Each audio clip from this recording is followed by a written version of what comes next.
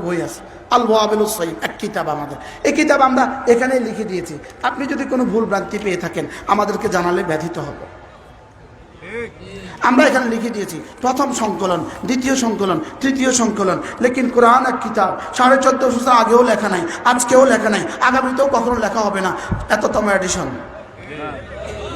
আর সুবহানাল্লাহ বলেন, এটা এততম এডিশন লেখা নাই, এততম সংকলন কি নাই বলেন?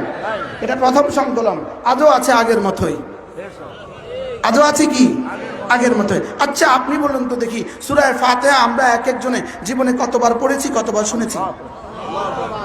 প্রতিদিন 32 বার পড়া বা শোনা, বলেন পড়ার শোনা মোট মিলিয়ে প্রতিদিন কতবার?